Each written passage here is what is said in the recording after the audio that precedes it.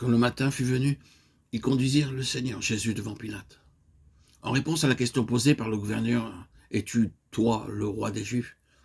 Le Seigneur Jésus lui répondit, « Dis-tu ceci de toi-même ou d'autres te l'ont dit-il dit de moi ?» Et Pilate répliqua, « Suis-je juif, moi? Ta nation et les principaux sacrificateurs t'ont livré à moi. Qu'as-tu fait ?» Jésus répondit, « Mon royaume n'est pas de ce monde. Si mon royaume était de ce monde, mes serviteurs auraient combattu afin que je ne fusse pas livré aux Juifs. Mais maintenant, mon royaume n'est pas d'ici. » Pilate donc lui dit, « Tu es donc roi ?» Jésus répondit, « Tu le dis, je suis roi. Moi, je suis né pour ceci et c'est pour ceci que je suis venu dans le monde, afin de rendre témoignage à la vérité.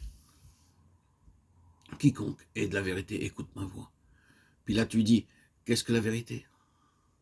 Mais sans attendre la réponse, il sortit vers les Juifs et leur dit, « Moi, je ne trouve aucun crime en lui. » Ce fut le témoignage que le Seigneur Jésus donna devant Pilate. De nos jours, beaucoup pensent que la question d'être le roi des Juifs était une affaire politique. Mais la Bible nous enseigne que lorsque Pilate demanda au Seigneur Jésus, « Es-tu, toi, le roi des Juifs ?»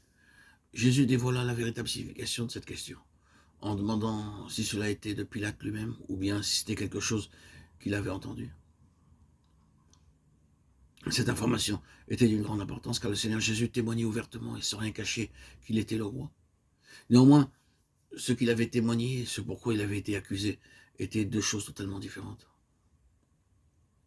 Le roi était étroitement uni à son royaume et en conséquence, il déclara « Mon royaume n'est pas de ce monde ». Puisque son royaume n'est pas de ce monde, il n'est pas nécessaire que ses serviteurs combattent pour lui. S'il avait été de ce monde, ils auraient combattu.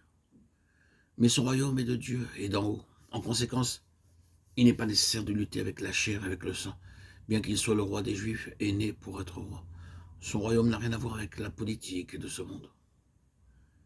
Parmi les enfants de Dieu, quelques-uns ne connaissent le monde que comme une entité matérielle. Pour eux, ne pas être du monde signifie qu'il faut être un peu plus prudent à l'égard des choses matérielles. Nous ne suggérons pas que nous devons être laxistes concernant l'aspect matériel. Néanmoins, la grande question à l'égard de notre relation avec le monde est une question liée à la source. Sommes-nous du monde ou sommes-nous pas du monde? En d'autres termes, nous ne devons pas du tout appartenir à ce monde. Il y a beaucoup de choses dans la vie des enfants de Dieu qui semblent être spirituelles, mais souvent, si ces choses étaient examinées à leur source, elles s'avéreraient procéder du monde. Bien que les termes soient scripturaires, les choses peuvent avoir leur source dans le monde. Par exemple, nous sommes d'accord pour dire que l'humilité est une vertu et assurément, elle est une façon de se conduire recommandée par les Écritures. Cependant, discerner si l'humilité décrite dans les Écritures et l'humilité dans nos vies est une seule et même chose peut souvent poser un réel problème. Fréquemment, en remontant à la source de notre humilité, nous voyons surgir certaines considérations. Exemple, sans aucune contrainte, nous laissons quelqu'un perdre la face pour éviter d'être nous-mêmes critiqués. Notre humilité procède des considérations de ce monde.